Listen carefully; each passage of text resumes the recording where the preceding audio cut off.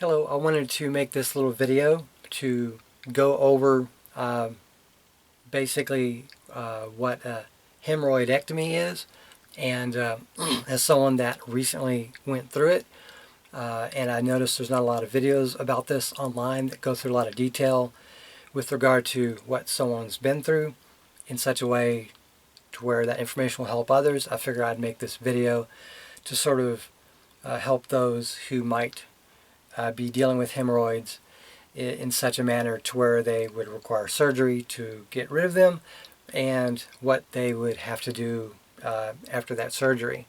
So there are a few videos that I'll link in the description here to others who have been through this, but I'm going to try to sort of add information in ways that those people did not, so that anyone that's going through this experience, they can sort of watch these videos and get an idea what's going on.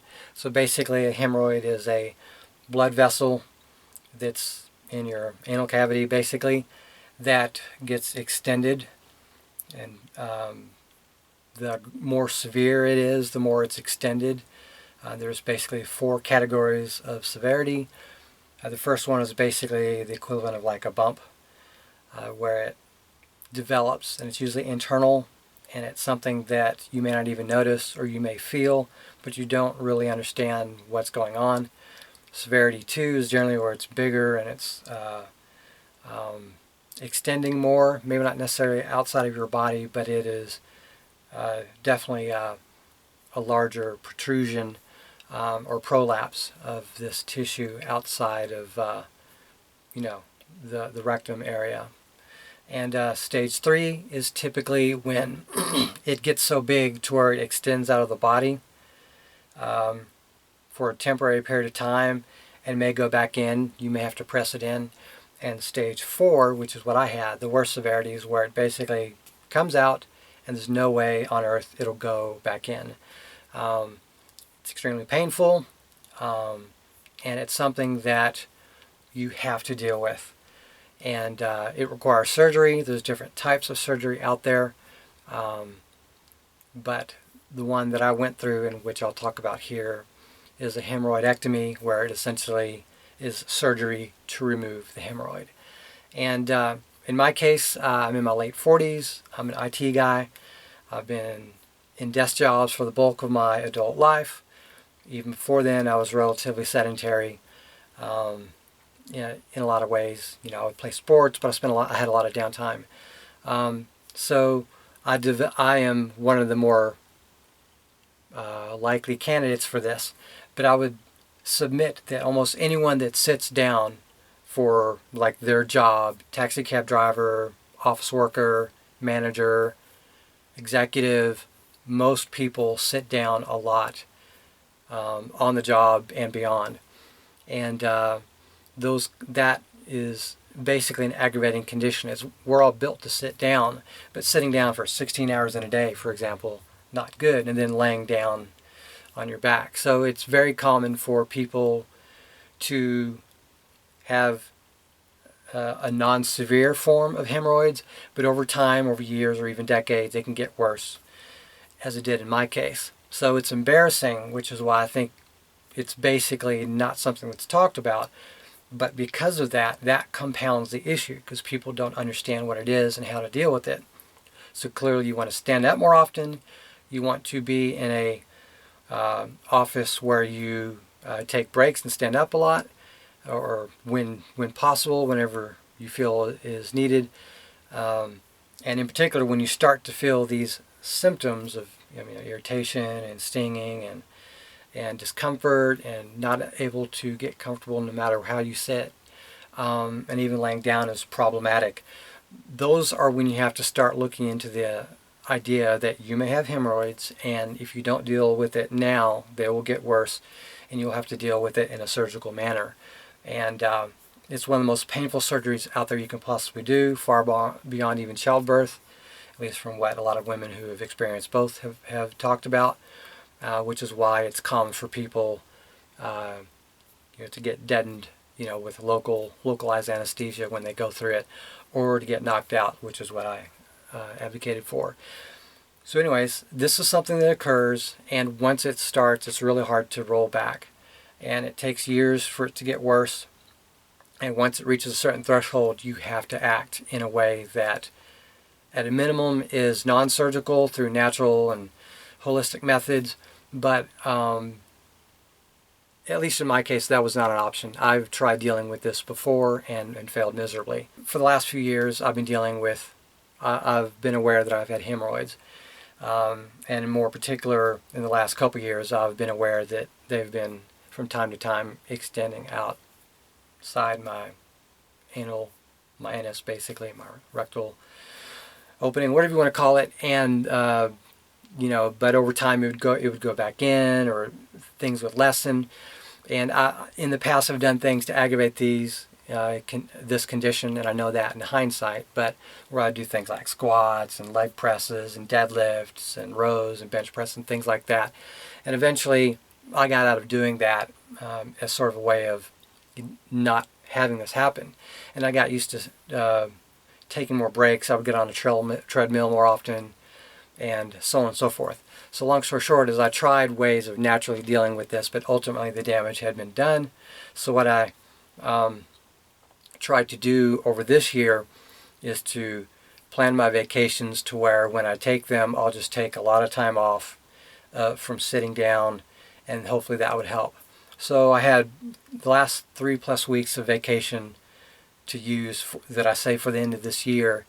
And before I could even take my first vacation day, I was playing disc golf with a couple friends, and I noticed that after that experience, I'd played like 2.5 full games of 18 holes, and 9 holes, whatever, and being very active, that it was uncomfortable sitting down, but I went through it. And then the following weekend, which was the last Saturday, or the 2 Saturdays ago, I was playing disc golf with a friend, and we're having fun, no big deal. It's a simple 9-hole, and I come home and I'm resting, and I know it's real hard to sit down. I decided, okay, well, let me just stand up and do something more active. So I go outside and I play more disc golf outside my house. Or I take my little portable disc golf basket, put it on one side of my field, and I go to the other side of my field, and I basically throw, and then I'm noticing it hurts more. So that night, I'm not sitting a lot on my bum, basically, that Saturday. Now, this last Saturday, but the Saturday before. So long story short is the next morning I wake up, I weigh myself, I'm like 162 or whatever it is, and the pain is still there. Long story short is I take a mirror, I examine myself, and there's something protruding out of my butt. And it's not one of the typical hemorrhoids that I'd seen in the past. In fact, I was pretty sure it's my rectum. And after doing some research, that would be called a rectal prolapse. And that requires an invasive surgery where they go through the front and they pull up your stomach and they investigate and they get it pulled up and they staple things down. They do all that kind of stuff. So that's basically what I thought I was dealing with. And it's possible that there is still some sort of rectal dysfunction revolving around circumstances that cause these hemorrhoids. Long story short is I went to see a doctor, and he basically said, yep, looks like you've got hemorrhoid prolapse, stage 4. We're going to need to get a surgery. How about tomorrow? My wife and I looked at each other and we were like, yeah, I guess tomorrow. So then I basically messaged my dad, because we don't have the money for this. We weren't even preparing for this. And if I had any idea that things would tear like this and where I'd be dealing with it so suddenly, I would have tried saving up before. Long story short, he offered to help, send a little money, and by the next morning I went in to have the surgery. The thing that is interesting about that whole process is the whole time I was unaware to what extent will our insurance take care of it, to what extent will I get help any help from my dad, because maybe he's out of town, maybe he's off doing stuff, maybe he's not available, maybe he doesn't have any funds free or whatever. And am I going to have to do like a Patreon, a GoFundMe, some sort of fundraising, or am I just going to have to tough it out till my income tax return in February? So I'm dealing with all this kind of stuff, and unfortunately, because we haven't used a lot of our premium, I haven't had to pay a lot. So basically the entire premium we basically had to pay up front. So we paid $200+ for that doctor's visit. We paid $500 for like the surgery, $2,000 for the $1,500 for the rest of the hospital stuff, and then have to be on the hook for whatever pharmaceuticals I'm going to need afterwards, and whatever else other things I'm going to get, like hemorrhoid cream and stuff like that. And so we're dealing with all this, and I've got really good insurance according to people that we've talked with.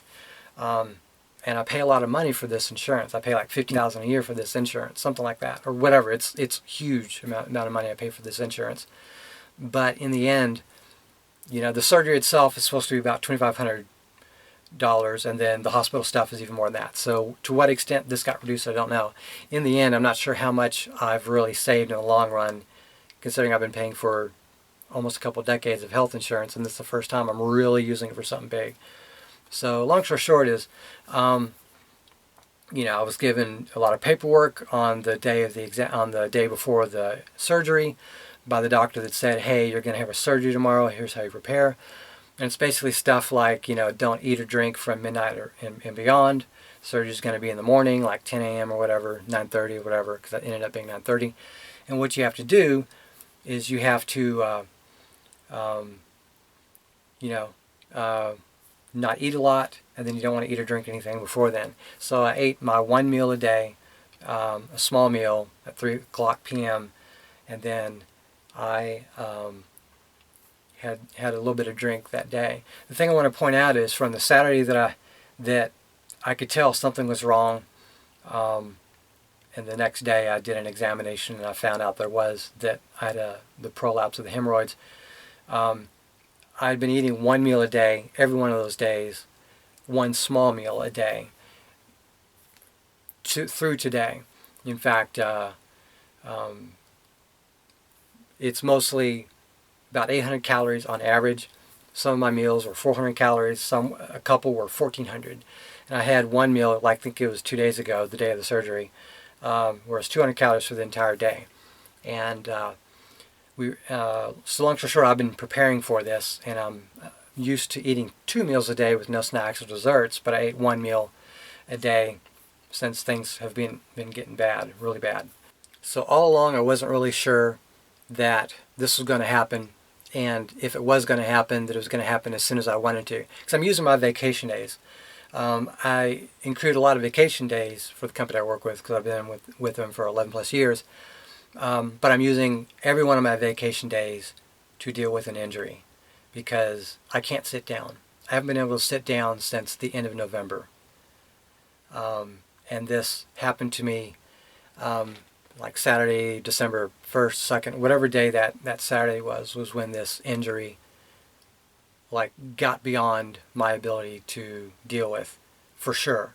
I had irritation before, but that Saturday was like the last straw. And from Sunday, I was painfully aware of what was going on. So I went to work Monday and Tuesday, the last 2 days of the year, and I'm sitting at my desk, reclined back, and it's painful. I'm hurting, and I can barely stand up. When I do stand up, it hurts, and I know what's going on, but I can't really call in sick. So do all the work, that Monday and Tuesday, and then I'm off. The rest of the year, I did as much as I could. And it's now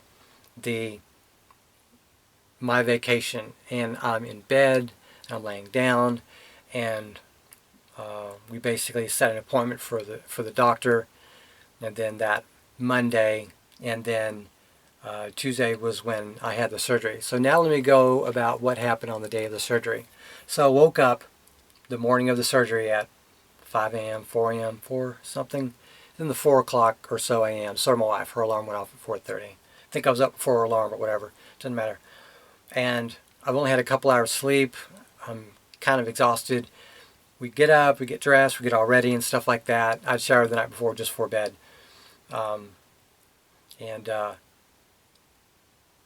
So we getting ready, and something I shouldn't have done, but I did do, was I went to my refrigerator. I grabbed a Monster energy drink, 16 ounce, whatever size it is, and I brought it with me, like, hey, I'll get, here's an energy drink. I'll be drink it in the morning, help me wake up. I didn't get a lot of sleep, so I'm going to need this. We get to the hospital. I'm in pain. My wife is driving me, of course, and we're in our car, and I'm sitting in the car, and I'm in pain, I'm drinking. And then we go inside the hospital, and we're going to pay for it or whatever, because we found out that morning that the money went through. If the money didn't go through, then we weren't going to do it. We're going to cancel it or reschedule for another day. But the money did go through in the morning, so we got up and got ready. So we're at the hospital now, and we're at essentially the cash register, for the lack of a better. It's a little office area. The lady's there. I've got a little can of Monster Energy drink, most of the way drunk, and I sit it on the table, and we're talking. I drink the last of it, and I throw it away. She said, "Well, once you..." before she took us into the back, she said, "How many energy drinks have you drunk?" And I said, "Oh, just that." Okay. So go into the back, and the nurse there says, "So I've heard you've been drinking a Monster Energy drink." I'm like, "Yeah." And it was really at that point it dawned on me that the instructions from the day before were don't drink anything after midnight. And there are reasons for doing this. It has nothing to do with the caffeine, or not as much to do with the caffeine as you might think. But because I woke up and I was groggy and didn't think about it, and just as a habit I would get like a drink of water or something to drink in the morning, just grabbed a Monster Energy drink. And the nurse, kind of a big burly type, a lady that looks like she's been a nurse for decades, and probably was, and with all the authority of someone of her stature, not just physical but everything, she basically correctly went after me, not went after me, but it was like, "Hey, you shouldn't have drunk that. You're not supposed to drink that. You're not supposed to drink that," stuff like that. And I began to feel really bad, because it's not something I intended to do, and I even knew from the day before, don't drink anything. But you wake up and it's like a blank slate. It's like, who am I? Why am I here? So long story short is I felt really bad, and we weren't even sure the surgery was going to happen. And I later found out the reasoning for this is when you drink stuff in the hours before the surgery, that is still in your stomach. When you're laid down and unconscious, it's possible that you may regurgitate some of that, and you could, in a sense, drown or cause complications to those that are actually working on you. So, it's one of those things in hindsight, and even in foresight, it's not something you do, but the reasoning for it is clear. Also, if there were carbohydrates involved, that would have an effect on things. I don't fully know, but long story short is I made things potentially worse. Fortunately, over the course of the morning, and that being the only thing I drank, I urinated 3 or 4 times before the surgery, so I do think a lot of that I got out. And by the time the surgery occurred was between 9:30 and 10 is when it started. And so I started drinking between 6 and 7, 1 can, and nothing else. So long story short, and I urinated a lot of that out. But long story short is that's something that I wouldn't have done. But so I've never gone through any major surgery before. I think when I was 5 or 6, I went through a surgery, but I remember nothing of it. I've got no scars on my body based over it. And it may have been something like an appendix or something minor. And I didn't remember. There are no records for it. But since then, I've not had any surgeries, no broken bones, no nothing. So this is relatively new to me. Of course, my wife, she's had 4 kids, and she's a woman anyway, so she's just naturally tougher in a lot of ways. So this is like old hat to her, but to me, it's not as much old hat. And besides, if it's something like a scar, like on my arm or something like that, or on my face, it's not as something as much as I would worry about, because I'm a guy, I don't really care about that stuff. But when it's happening to your nether regions, and especially a uniquely sensitive part of your nether regions, where like all these nerve endings essentially are, and it's one of the most sensitive parts of your body. And I'm a straight guy, and there's nothing about that area that interests me whatsoever. So I'm completely clueless as to how bad things can get, but I can feel how bad it is now, basically, at that time. I don't want it to get worse, but I'm acutely aware that someone cutting into me or doing all that kind of stuff is a unique set of painful circumstances I don't want to deal with. So that morning, the doctor came in, it was like 9 a.m., and was like, "Hey, do you have any questions?" After he told me about this, that, and the other thing. And I basically told him, "I don't have any questions, but I have a request. I want you to knock me out as early as possible and for as long as possible, because I've never done this before and I do not want to cause complications for you all. So he looked at me for a second. He said, go tell the anesthesiologist, to one of the nurses, and the anesthesiologist basically came down eventually and was completely agreeable to that. But she's the one that explained to me in detail why I do not want to drink in the hours leading up to the surgery. So what she said is they will put a tube in my mouth down through there, which worried me a little bit more, but that is a consequence of my action. So that's why you don't ever want to drink before a surgery. In fact, as long as possible before a surgery, because they're going to put a tube down your throat. Fortunately for me, as I was being wheeled away to the surgeon's room, they told me, you'll be knocked out before they insert the tube, so don't worry about that. So I felt better about that. You're not going to have to basically experience and feel all that. So long story short, I go into this operating area, and there's like 2 ladies and a guy, the 3 nurses or aides or whoever that were assisting, that are going to assist the doctor in one way or the other, but not and the anesthesiologist. And they basically held on to me, and they basically inserted yet another tube. They inserted an IV in me earlier, but this time they inserted a tube into where the IV thing was at, and they basically were going through the part of knocking me out. And that's the last thing I remember. But I was starting to panic a little bit, because I wasn't immediately ready, because like, hey, we're wheeling you into this room and now we're knocking you out. It's like too quickly for me, so I was starting to panic, and then I'm out. Apparently an hour or so later, I'm waking up just as if I'm waking up from a nap, which, let's be honest, after 2+ hours sleep and not really good sleep for the last several days, and I've been an insomniac for the last few years anyways, I needed that rest. But I woke up as if I woke up from a nap. But I'm leaning back. I'm obviously in a hospital, and I'm in a hospital bed, and I'm not restrained per se. But then I can feel the pain. I can feel sort of the aching and the agony of the aftermath of basically surgery. And I can feel basically the pain of my butt, basically, the pain of the ass, basically, there, like it was before. So it doesn't feel better per se, but it doesn't feel worse. But I don't feel like, whatever happened, I'm not even at this moment in time 100% sure what type of surgery was it. Was it a laserectomy? Was it one of those kind of surgeries where they put a lasso around it and restrict the blood flow and eventually it falls off? I don't even know, and the documentation I have doesn't show that. So it's something I have to talk with the doctor, and I'll update that in the future.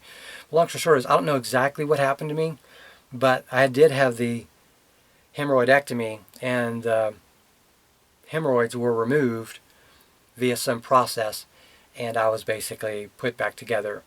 But what I became aware of was my calves hurt a lot. So what they do is they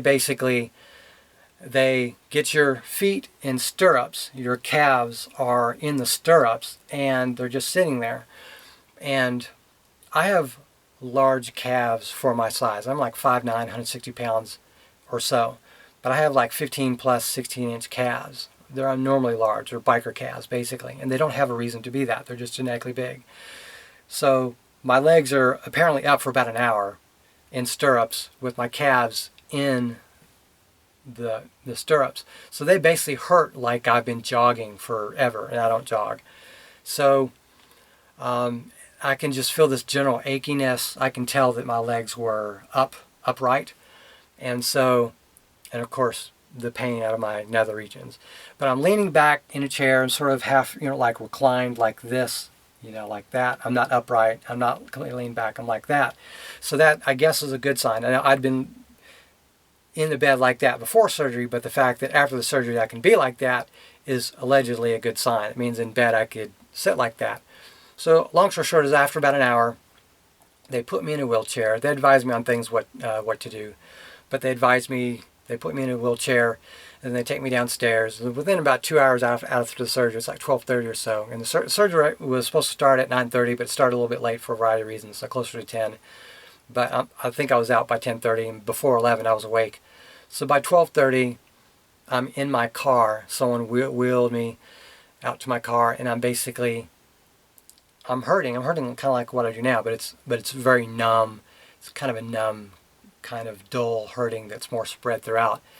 And I basically am driven home, and so we make it to the house. But I can tell that from sitting up, and then from my experience, in the hospital chair and then in the hospital bed, that I don't want to be sitting or sitting back. I want to be on one side or the other, not even necessarily on my front. So like the several days leading up to the surgery, I was on my sides most of the time, leaning down. So within about an hour of getting home, I took the pain pill and the ibuprofen with codeine, 2 pills. And these 2 pills I need to take once every 6 hours until they're gone. And this pill, which I don't remember now, but I'll put on screen, which I used, there was like 6 pills total. So, and you have to take them every 6 hours. So it'd be like 3 o'clock, 9 o'clock, 3 a.m., 9 a.m., 3 p.m., 9 p.m. So that's essentially how I took those pills until I ran out. And I never had like 8 solid hours of sleep. So I was mostly, catch a nap here, lay down a bit, take a pill, lay down a lot, take another pill, and go to bed. And then in the morning, take another pill, sleep for a few more hours, wake up in the morning, take another pill. As long as short is I took all these pills and basically exhausted them by the Thursday morning. And it's very dull pain. I'm on one side or the other. And I'll go into more graphic detail momentarily. So one of the things I noticed after the surgery is that I couldn't use the restroom. And actually, to be fair, in the days leading up to the surgery, for that full week, I wasn't able to use the restroom the way I normally could. So, talking about the Saturday of the incident, that Saturday I basically defecated, did number 2, once, and that's when I could tell I really had a problem there, unlike any time before. And so that Saturday of the incident, I did number 2, and it hurt a lot, and I was certain something was wrong at that point. So that was one instance of where I defecated. From that Sunday through the next day, Sunday, Monday, and Tuesday, I did not defecate. I could urinate just fine. I couldn't defecate. On that Wednesday, I could defecate, but it hurt, and I could no longer defecate after that. So now, partially, I've been eating 1 meal a day from that Saturday of the incident onwards. So that Saturday I ate like once, and then that Sunday and every other day I ate essentially small meals. Just imagine a bowl of cereal, a bowl of macaroni, or a bowl of something, that amount of food or less, or whatever, was all I would eat for an entire day. And I take multivitamins or whatever at that time, but that is it. And then so I use the restroom on Wednesday, Thursday, rolled around, Friday, Saturday, Sunday, no defecation. Monday, I'm having the doctor's visit. Couldn't defecate then. He examines me. He said, got to do surgery. And I had weighed the option of trying to use the restroom, but I couldn't defecate that day on Monday. Tuesday night rolls around, or Monday night rolls around, Tuesday morning rolls around. I can't defecate. I can't go number 2. So that, to be honest, starts to worry me, because does that mean I'm going to defecate when I'm in surgery? When I get out of surgery and I'm dealing with wounds that are like not cauterized, like I don't think I had a laserectomy, but whatever I had, there's a wound there. How can I defecate a week's worth of waste when that just occurred? Well, part of that is I can't defecate. Like I can try, but I can't push enough to where that'll occur. Now the doctor mentioned a defense mechanism, and I kind of think that's likely what's going on here, to where it stays in the bowels or whatever part of your stomach, but is not going to leave that until it can. It's not like that I can't. So the area is numb to some extent, but it's not so numb that I can't make the muscles move. But it's not. I don't feel enough to where I can make the muscles move to such an extent to where defecation can occur. So it's now Thursday, Friday, Saturday, the 15th. So basically it's been 9-10 days and I haven't basically defecated since. So because of that, that's a problem. So long story short is, and I'm going to pull my app here. So basically the 15th Saturday, the last time I defecated was Wednesday the 5th. So it's now 10 days, 10 plus days since I've did number 2. And so after the surgery, which was on Tuesday the 11th, I was able to urinate a little bit in the afternoon once when I got back, but I couldn't urinate the rest of that night. So I went to sleep. The next day I couldn't urinate at all. I couldn't defecate at all. And I think finally by the very end of Wednesday I may have, no, not even on Wednesday. So it was Thursday, the next day I could actually urinate. And it basically took me a long time to do that. The reason I'm going through all this excruciating detail for you is because anyone can not watch this video at any time. They can just click off and do other things. But for someone that's gone through this procedure or is going to go through this procedure, they need to know how to prepare in advance. So the reason I'm telling you all this is because what I'm going through here is probably somewhat typical, but maybe a warning to those that have been dealing with this.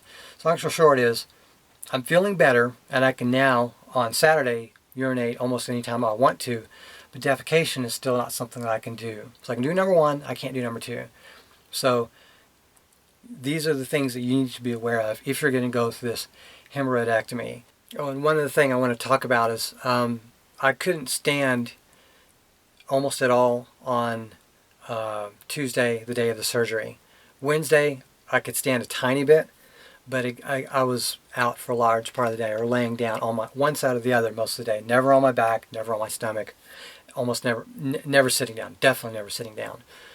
On Tuesday, I could stand up more often. In fact, I preferred to stand when possible because it allowed more circulation, and at that point, my sides were hurting. No matter what I did, all my sides were hurting.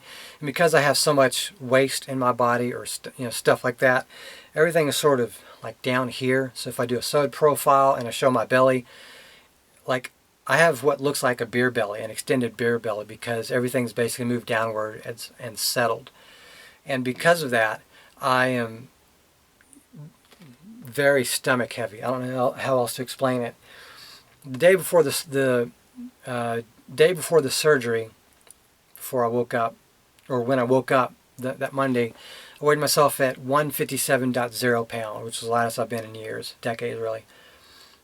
2 days after the surgery, I weighed 157.2 pounds. So I didn't lose anything, despite basically not eating anything. I don't think I ate anything on Wednesday, or maybe a bite of things. And I can go through my calories real quick. In fact, I'll just show on screen.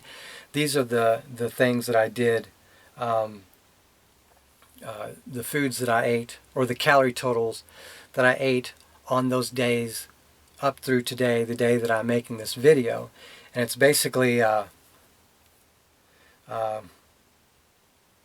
see, I've got my phone up here with that.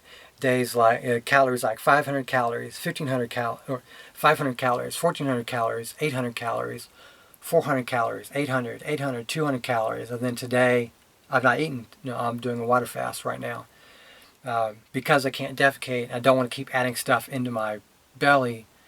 I cannot afford to cause myself stomach issues because I can't defecate.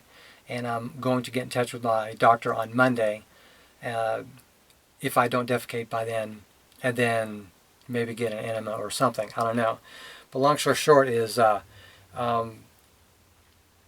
adapted to the circumstances on the fly based on the knowledge that I have on food and things. And of course I'm reading directions and stuff like that. I am taking fiber supplement. I'm taking a stool softener. I took my pen medication exactly as prescribed up to when that was eliminated. I'm taking the ibuprofen like 3 times a day. And I'm taking a 1B complex multivitamin plus vitamin C a day.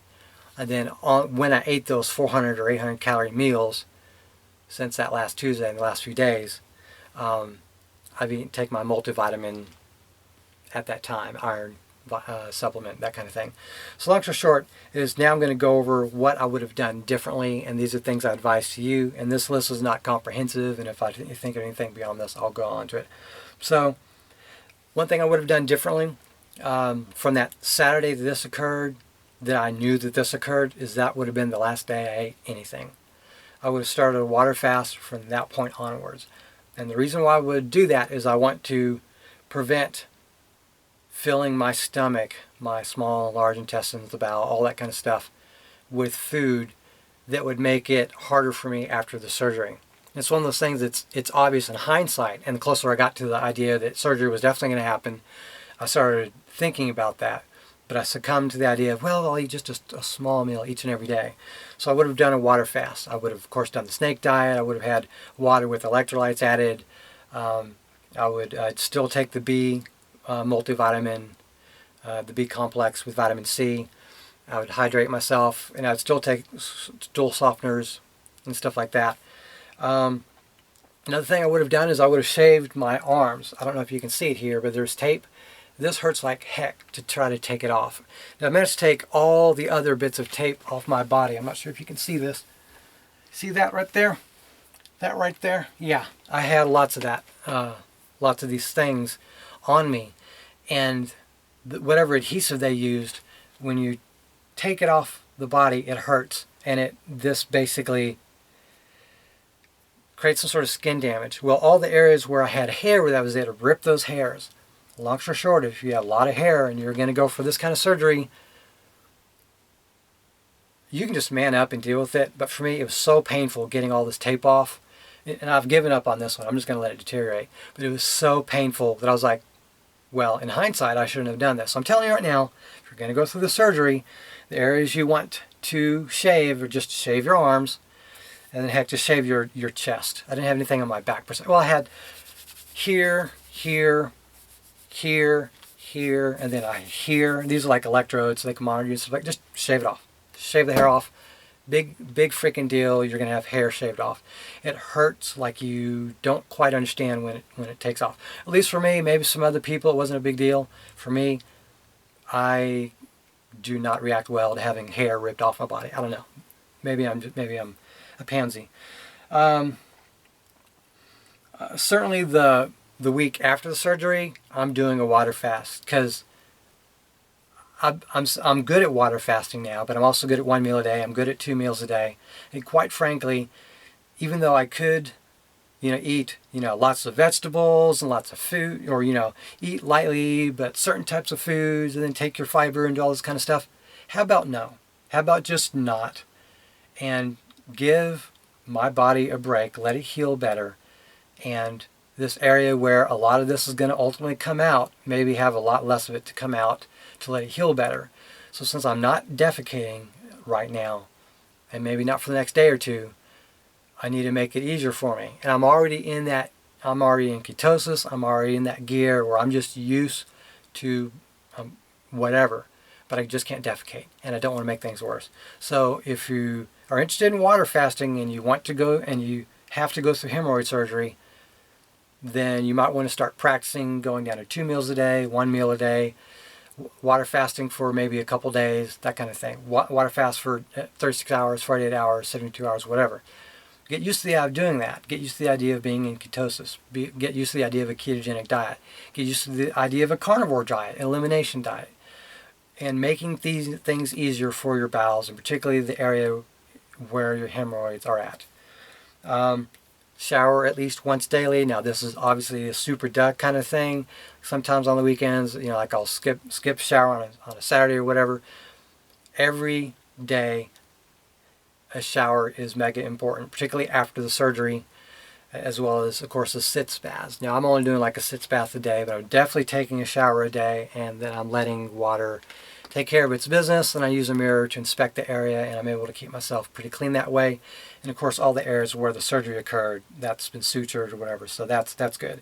But you want to take care of yourself.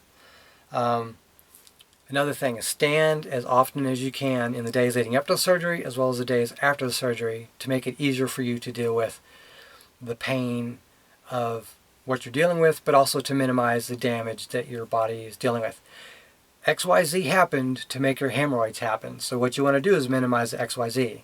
So one of the things, I'll just say X, is sitting. Sitting a lot. Sitting 12, 14, 16 hours a day, every day is not good. Straining is not good. So if you eat a ton of food, that's a lot more food you have to go through. So I know maybe you like to eat 2-3 pounds of vegetables, but that has to go through you. So you have to economize what you eat. You may want to not do squats and leg presses and rows and deadlifts and certain things like that that you know are going to strain your bowels. Even if the activity itself is not like the act of squatting is not the act of pooping, but there's a correlation there in terms of effort that gets distributed throughout your body, and ultimately that happens. So anyways, that's basically it there. Main thing I'll say is do your research, watch lots of videos for this. Consider things like, I think it's called pressury, where you get used to the idea of pressing hemorrhoids in. But there's going to come a point in your life, particularly when you're older, and this is something that happens 6 times more often in women. So if you're a guy and you're laughing this off, it happens to women too. It does happen 6 times more often in women, particularly after childbirth, or becomes something that's aggravated during childbirth. It happens to men a lot because men happen to do more often, they're going to be doing squats, and more often certain types of professional weightlifting and certain types of sports activities that may aggravate these kind of conditions. There's no shortage of men that are in desk jobs, that are driving taxi cabs, that are driving police cars, ambulances, that file paperwork, that do data entry, that do whatever. And this may be embarrassing to some. I stopped being embarrassing about this kind of stuff because I've realized through my research and through my experience, painful experience, this happens to a lot of people, and the more people that know about this, the better. So if you know someone that has hemorrhoids, or if you have hemorrhoids, you need to do research. This video is only a partial amount of information. I'm going to put links down below to other videos where they talk about other aspects that I chose not to talk about here. And over time, as people make suggestions, I may add more information into this below. The long story short is, take care of yourselves. Take care of other people that are going through this. I could not do what I'm doing now without my wife. My wife has been an invaluable partner, contributor to my ability to do this. I could not drive myself to the hospital, drive myself back, and take care of myself. She helped set up my sitz baths, for example. She read through some of the documentation, and we went through a lot of this information together. And no one can go through this alone. Find help. If you don't have a spouse or significant other or a parent or a child to help you, find a friend, a coworker, get someone to help you to go through this. See a doctor. It'll be worse if you put this off and don't help yourself. It will get worse. I let this happen to me. I could have dealt with this years ago when I first noticed, what is that? Oh, it's a hemorrhoid. Maybe I need to deal with this now when it's like a stage 2, just starting stage 3, and not when it's a stage 4 because something ripped or whatever. Take care of yourselves. Do not let this happen to yourselves. And if this does happen to you, prepare in advance for it. This video can only tell you so much. I can only tell you so much. All the other videos can only tell you so much. But take care of yourselves, and when you go through this, do what you can to make this better for yourself. And the recovery process takes weeks or months. And I'm not even sure I'm going to be able to sit down properly on my first day of work back. When I go back to work, I may have to construct a way where I set up my workstation to where I'm standing for 8 hours a day. And so between now and then, I've got to build up the tolerance to sit for 8 hours a day. So my desk in the other room, I have it set up to where I can stand. Now I'm starting to have some issues, so I need to go use the restroom. But anyways, got to wrap this up. Thank you very much for watching, and have a great day.